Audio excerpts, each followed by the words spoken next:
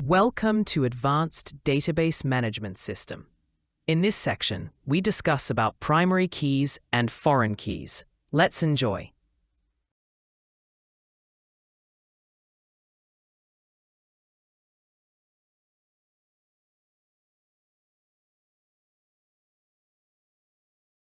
Keys, specifically primary keys and foreign keys, are crucial components in relational database design. They establish relationships between tables and ensure data integrity. Here's an explanation of primary keys and foreign keys. Primary key. A primary key is a column or set of columns in a table that uniquely identifies each record in the table. It must have a unique value for each row, and it cannot contain null values. Primary keys are defined when creating the table using the primary key constraint.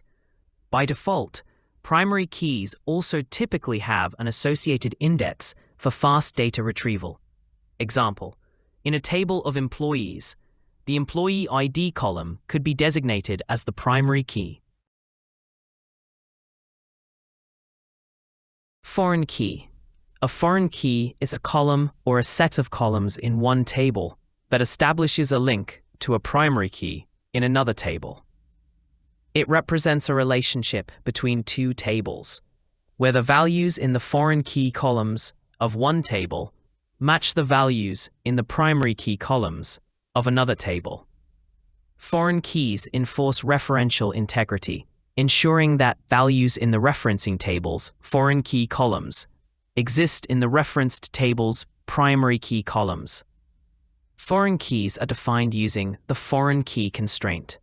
Example, in a table of orders, a foreign key referencing the customer ID column in the customers table establishes a relationship between orders and customers.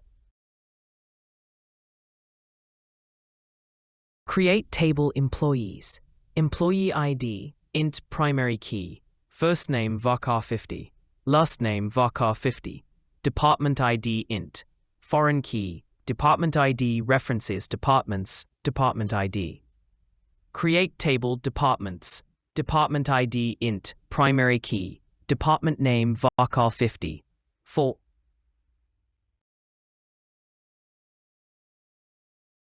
In this example, in the employees table, employee ID is designated as the primary key. The departments table also has a primary key, department ID. The department ID column in the employees table serves as a foreign key that references the department ID column in the departments table, establishing a relationship between the two tables. This ensures that every value in the department ID column of the employees table corresponds to a valid department ID in the departments table.